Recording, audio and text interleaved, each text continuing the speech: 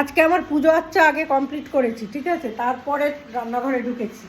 তো রান্নাঘরে দেরিতে ঢোকার কারণ হচ্ছে আজকে যথারীতি বুধবার, আজকে আমাদের মাটন ডে। তো রান্নাবান্না হচ্ছে, এখানে মাটন কষানো হচ্ছে, রূপরং দেখাচ্ছি তোমাদের, দাঁড়াও আর একটু কষিয়ে নিয়ে দেখাচ্ছি। মাংসটা আজকে খুব ভালো এনেছে জানো তো, বেশ কষানোতেই সেদ্ধ হয়ে যাচ্ছে, ভালো অসুবিধা হচ্ছে না, মোটামুটি সেদ্ধ হয়ে এসছে। একেবারে মারাত্মক সেদ্ধ তো হয় না কষাতে, তবু হয়েছে।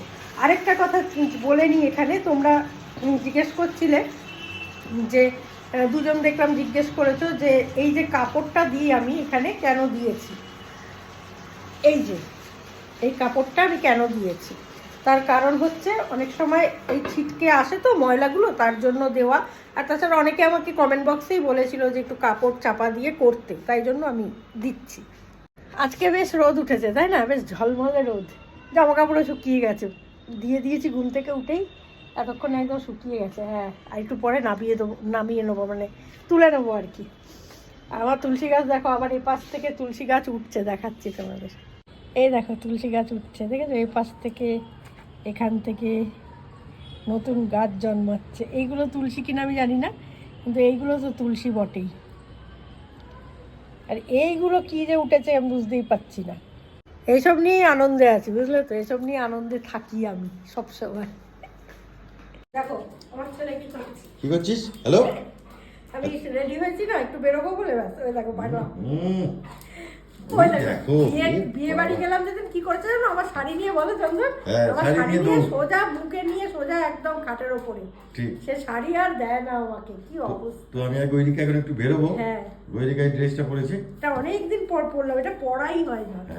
হ্যাঁ, তো একটা জায়গায় যাবো, চলো কোথায় যাবো কি করবো দেখাবো, শেয়ার করবো। হ্যাঁ, বেরোই।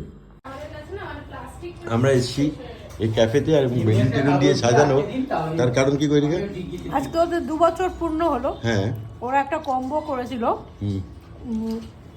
অলরেডি 7:30-8টার মধ্যে, অলরেডি 7:30টার মধ্যে ক্লোজ করে দিতে বাধ্য হয়েছে, কারণ ওরা যে কোয়ান্টিটি করেছিল তার থেকে অনেক বেশি কোয়ান্টিটি চলে গেছে।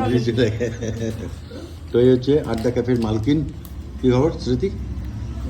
সব ঠিক আছে? বিধ্বস্ত অবস্থা।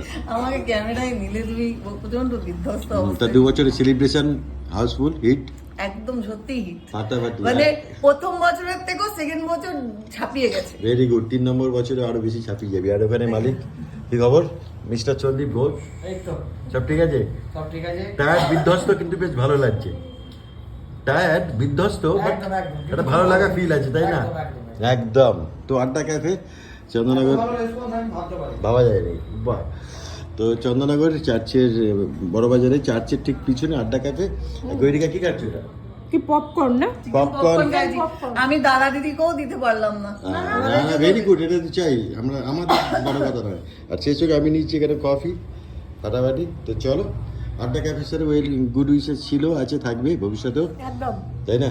চন্দনদা গৈরিকা দির গুড উইশেস ছিল একদম। এবার তার জন্য আজকে আমরা মানে একটা হিউজ রেসপন্স, মানে যা ভাবিনি তার ক্রস করে গেছে একদম। আর এত ভালো রেসপন্স, ওরা খুব ভালো কাজ করে, কোয়ালিটি ভীষণ বড় বড় ব্যাপার। যে আমাদের দেখে যারাই এসছো, প্রত্যেকে যাদের সাথে দেখা হচ্ছে তারা বলছে যে দিদি সত্যি ভীষণ ভালো, কোয়ালিটি ভীষণ ভালো, ভীষণ ভালো কোয়ালিটি। সেই এই আজ তুমি পপকর্নটা খাচ্ছ, এটা বলে এই এতেই বানানো। খুব সুন্দর, দারুণ, ভালো, দারুণ, একই রকম টেস্ট, একই রকম টেস্ট। আর এই সসটা তো অনবদ্য, সসটা কি যেন নাম? Sweet chilli sauce. Sweet chilli sauce. প্রত্যেকবার আসি, প্রত্যেকবার খাই, অনবদ্য লাগে, আর প্রত্যেকবার ভুলি, এটাই আমার স্বভাব।